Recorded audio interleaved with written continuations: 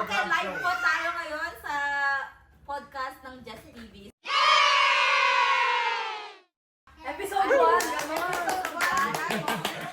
Jessica, Angela, at Janine. Ano yung usapan Yes. mo? Ano? Usapang experience sa Australia. Ayan, usapang Wala pa akong experience sa masyado Australia. Ayan, maganda to kasi siya matagal na ako, medyo matagal siya. Oo, So, para i-compare natin kung ano Oo. man yung mga experience natin dito sa Australia. At syempre guys, simulan natin sa ating pinakamatagal. Ayan. Ang experience ko sa Australia, If you shut, I will not give it. wala. Parang 6 to 7 years na ako dito, pero wala pa rin nangyayari. Yung pangako ng agent, hindi nangyari. Ano ba yung pangako ng agent? Pangako ng agent is like, after mga 3 to 4 years, makaka-PR na, ganito, ganyan. Pero hanggang ngayon wala pa. Naghihingalo yung visa.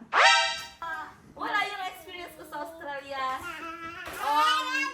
Balance, half-half. Masaya at malungkot at Ano the same yung time. part na masaya para sa Masaya because parang naging independent ako kasi like in my 22 years in the Philippines, parang with the family ako all the time. So, nung pumunta ako dito, naging independent ako. Kasi although half of the time nandito ako, kasama ko yung sister ko, half of the time na rin naging solo ako. So, yan, naging independent ako naging maluwag yung pag-isip ko kung paano mabuhay mag-isa, parang ganun.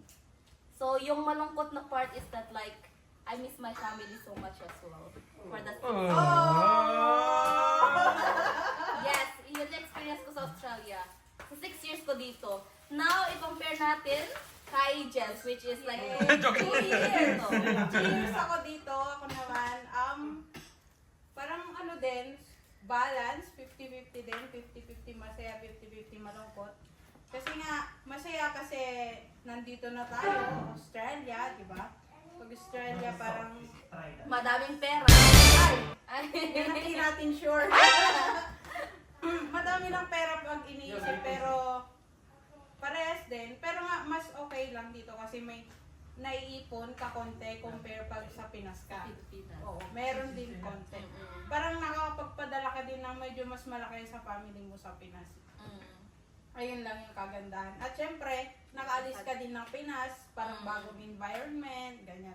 Madami kang makikilalang ibang tao, ayan, mga friends, parang lalawak yung mundo mo, hindi lang nakastay ka dun sa Pinas. At syempre, sa part naman na malungkot, syempre sa family, number 1 talaga kasi malalayo tayo sa family natin, nakakalungkot talaga yun. Kasi nga, mag-isa mo lang dito, parang, kumbaga, pag may sakit ka, ganun parang, di ba walang mag-aalaga sa'yo? Pero pag sa Pinas, may family ka, may mag-aalaga sa'yo dito. Kahit hindi maganda yung pakaramdam mo, kailangan mo pa rin gumalaw. Ayun naman. At syempre, sa ating pinakabago, si Bago, Janine. Which is, andito ka? 6 6 months months. pala. Wala, Yeah, batang-bata. Presko Bagong sa bago. Australia. wala naman ako masyadong ma-share pa kasi bago pa lang ako dito. Pero ang mahirap maghanap ng work. Yun yung mahirap din. Mahirap maghanap ng work. Tsaka parang sa life ko sa Philippines, tsaka dito, halos same lang din kasi hindi rin naman talaga ako nasanay na laging kasama yung family. Family. Oh. So parang, Parang ever since, very independent. Since grade 2. Independent na. sana all. Pero syempre, hindi pa rin financial.